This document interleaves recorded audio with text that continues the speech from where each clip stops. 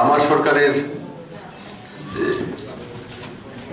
প্রধান কোনটা সাফল্য মনে হচ্ছে? আমার সরকারের প্রধান যে সাফল্য সেটা হচ্ছে ড্রাগস ফ্রি ত্রিপুরার যে পদক্ষেপ, সেটা সবচেয়ে কঠিন পদক্ষেপ ছিল। কারণ তাতে দীর্ঘ 10-15 বছর যাবৎ, যতটা আমার কাছে ডাটা রয়েছে সরকারের কাছে, উপর থেকে নিচে পর্যন্ত একটা সিন্ডিকেট হয়ে গেছিল ও সেটাকে ব্যবস্থা মেনে নিয়েছিল। তো সেটাকে বন্ধ করা বা তার শক্ত হাতে লাগা সেটা কঠিন পদক্ষেপ ছিল। আমি দেখেছি অনেক জায়গা থেকে অনেক প্রেশার এসছে, কিন্তু আলটিমেটলি সেই কাজটা করতে আমরা সক্ষম হয়েছি। সমস্ত কিছু বন্ধ হয়ে গেছে সেটা আমি বলবো না, কিন্তু আজকের দিনে ত্রিপুরাতে কেউ কল্পনা করতে পারেনি যে এই ড্রাগস ফ্রি ত্রিপুরা করার জন্য, মহিলাদেরকে নির্যাতন থেকে মুক্ত করার জন্য, এটা দুইটা একটার সঙ্গে যুক্ত আছে। তো তাতে 729টা কেস হয়েছে এনডিপিএস, আর 250 জন জেলে আছে, আর 304 জনের কাছাকাছি যাদেরকে চার্জশিটে করা হয়েছে। তো বড় মাত্রায় অ্যারেস্ট হয়েছে এবং তাতে 72,000 কিলোর কাছাকাছি গাঁজা সিজ হয়েছে। और बाकी ब्राउन शुगर, याबा टैबलेट, हेरोइन, इंजेक्शंस, এটা ডিটেইলস ডাটা আপনাদের কাছে রয়েছে। আর তার সঙ্গে সঙ্গে তার কারণে এটার সঙ্গে যুক্ত দুইটা, যেটা সরকারের বড় সাফল্য, যে মহিলা নির্যাতন মুক্ত ত্রিপুরা তৈরি করা। সেই দিশাতে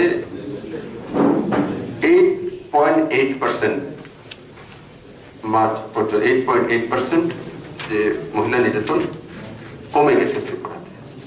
সেটাতে আমার কোনো সন্তুষ্টি নয়, যতক্ষণ পর্যন্ত জিরো না হয় সরকার সে জায়গাতে সন্তুষ্টি রাখবে না।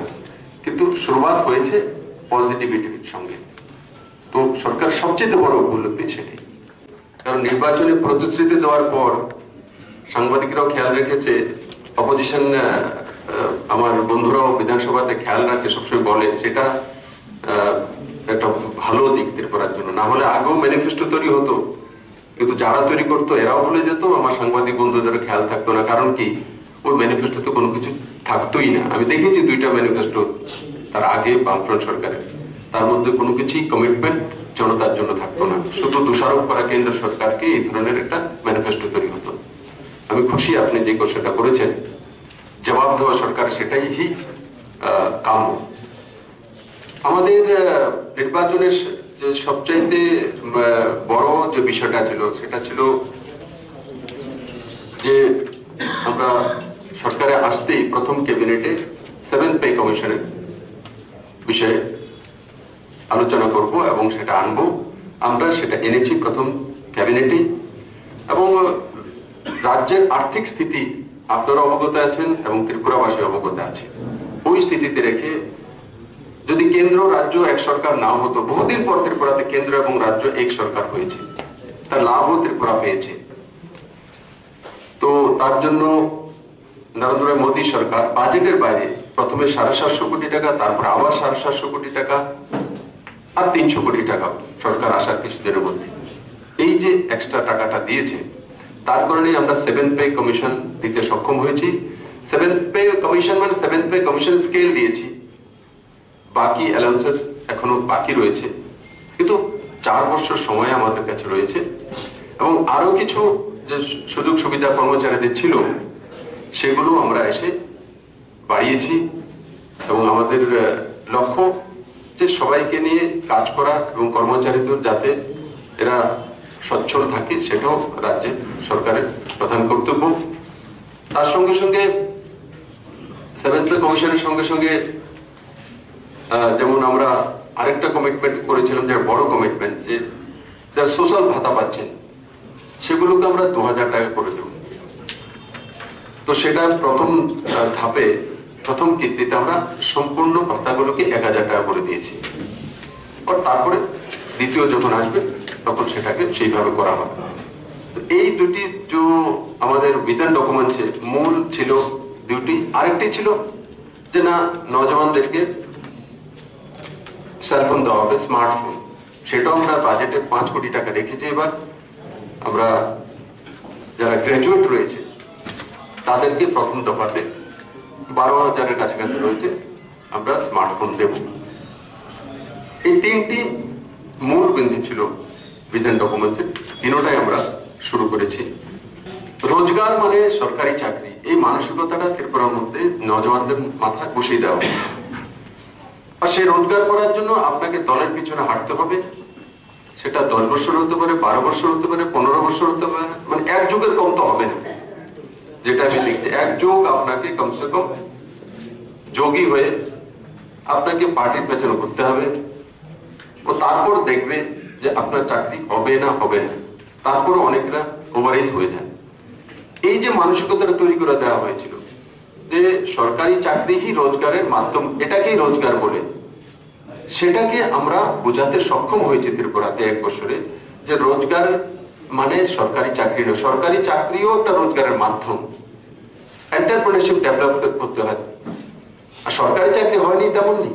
এ রাজ্যে টেটের মাধ্যমে 983 জনের চাকরি হচ্ছে ট্রান্সপারেন্ট চাকরি। কেউ বলতে পারবে না যে মামা দাদু কাকা পার্টি করে বলে চাকরি দিয়েছি। তারপর 110 জন ডাক্তারের অ্যাপয়েন্টমেন্ট হয়েছে হেলথ ডিপার্টমেন্টে। ডায়াগনোসিসের মাধ্যমে 271 জন হয়েছে। 1400-এর কাছাকাছি নিউ রিক্রুটমেন্ট হয়েছে।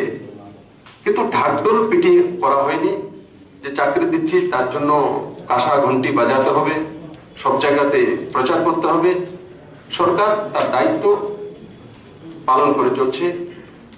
আর যেটা আমাদের লক্ষ্য, এন্টারপ্রেনারশিপ ডেভেলপ করা। 800 কোটির কাছাকাছি রেজিস্ট্রেশন হয়েছে এমএসএমই এন্টারপ্রেনারশিপে। তাতে 4000-এর কাছাকাছি এরাই চাকরি দিয়েছে, মানে জব ক্রিয়েটার তৈরি হয়েছে। ত্রিপুরাতে জব ক্রিয়েটার এত কম সময়। আজকে নজওয়ানরা ইন্ডাস্ট্রির দিকে যাচ্ছে, স্মল স্কেল ইন্ডাস্ট্রির দিকে যাচ্ছে, এন্টারপ্রেনারশিপ দিকে যাচ্ছে। ইন্ডাস্ট্রি মেলা হয়েছে, তার আগেও মেলা হয়েছিল, প্রতি বছরে হয়। এবার যেটা হয়েছে তার মধ্যে সরকারও লাভ হয়েছে। তার আগে যে ইনকাম হয়েছিল 56 লাখ টাকার কাছাকাছি, এবার 1,20,00,000 টাকা। নজওয়ানরা এখন নিজে রোজগার করতে চাইছে। নিজে রোজগার করার জন্য ত্রিপুরাতে সেই ব্যবস্থা রয়েছে। ত্রিপুরাতে প্রচুর পরিমাণে রাবার রয়েছে, ত্রিপুরাতে প্রচুর পরিমাণে আনারস হচ্ছে। আজকে ফ্রুট মেগা পার্ক ইনোগ্রেট হয়ে গেছে। সেখানে চাষিরা শুধু ফলই প্রসেসিং হবে তেমন নয়। আমাদের এখানে চাষিরা এবার দেখেছেন যে কিছু কিছু পত্রিকা আপনারাই লিখেছেন যে বাজারে সবজির দাম ডাউন হয়ে গেছে, কৃষকরা দাম পাচ্ছে না। কারণ এক যুগে অনেক এসে গেছে, তো আগরতলা বাজারে ডাউন হয়ে গেছে। এখন সেগুলো আসলেই আগরতলাতে ওই দিনই বিক্রি করতে হবে, সে রাস্তা থেকে কৃষকরা বেরিয়ে আসতে পারবে। কারণ সেখানে বেশি হয়েছে, আপনি কোল্ড স্টোরেজে রেখে দিন। সেখানে 1 বছর রাখতে পারবেন, কোল্ড স্টোরেজে রেখে বাজারের রেট অনুসারে আপনি নিয়ে আসুন। সে ব্যবস্থা সরকার করেছে। তো রোজগার মানে সেটা না, রোজগার মানে যেমন এফসিআই এর মাধ্যমে প্রকিউরমেন্ট প্রথমবার, সেটাও তো রোজগার। কৃষকদের রোজগার হয়েছে, যেখানে 10 টাকা 12 টাকা করে প্রতি কিলো ধান বিক্রি করতে হতো। কোনোদিন ত্রিপুরার কৃষকরা কল্পনা করেছে 3 দিনের মধ্যে তার অ্যাকাউন্ট চলে যায়, মাঝখানে কোনো কমিশন পাবে না, মাঝখানে কোনো ব্রোকার থাকবে না। আর তাকে মানে ধান বিক্রি করার পর 4 মাস ওকে ধাক্কা খেতে হবে না। উইদিন 3 days তার অ্যাকাউন্টে টাকা চলে গেছে। শুরুবাত করেছি, কঠিন ছিল এমন নয়। এফসিআই এর বিষয়ে যদি কেউ মনে করে যে খুব সহজে হয়ে গেছে, তেমন নয়। 3 বার 4 বার প্রবলেম ক্রিয়েট হচ্ছিল। আর তারপরে ত্রিপুরা সরকারকে ভর্তুকি দিতে হয়েছে, কারণ এফসিআই 67 কিলো 100 কিলোতে 67 কিলো চাউল নেবে, এদের গাইডলাইন। আমাদের এখানে যে মিলগুলোতে সেগুলো দেয় না। এরা 56 কিলোর উপর দিতে চাইছিল না। অনেক কিছু করার পর 65 পর্যন্ত উঠেছে। তারপরে 2 কিলো টাকা রাজ্য সরকারকে বহন করতে হচ্ছে। সঙ্গে সঙ্গে মিলিং চার্জ, যেটা 15 টাকা 20 টাকা করে ওনারা দেন, আমাদেরকে এখানে মিলিং চার্জ 150 টাকা করে দিতে হচ্ছে মিলগুলোকে। কারণ যে তুষ বা যে মিলিং করার পরে বের করার পরে তেল তৈরি করা বা এগুলো এখানে প্রসেসিং নেই। কিন্তু আগামী দিনে সেগুলো হচ্ছে, সরকার সেই দিশাতে কাজ করছে, কিন্তু তার জন্য সরকারকে সম্পূর্ণ টাকা দিতে হয়েছে, রাজ্য সরকারকে। তখন কি এফসিআই সেগুলো প্রক্রিয়া করেছে এবং বড় মাত্রায় আমার কৃষক ভাইয়েরা তাতে লাভান্বিত হয়েছে, সেটাও রোজগার। রোজগার মানে সরকারি চাকরি নয়, আর সরকারি চাকরিও দিয়েছে। আর হোম ডিপার্টমেন্টের মাধ্যমে 2014 জনের চাকরি হবে, কিছুদিন মধ্যে অ্যাডভার্টাইজমেন্ট চলে আসবে, তো নজওয়ানদের তো সেখানে চাকরি আসবে।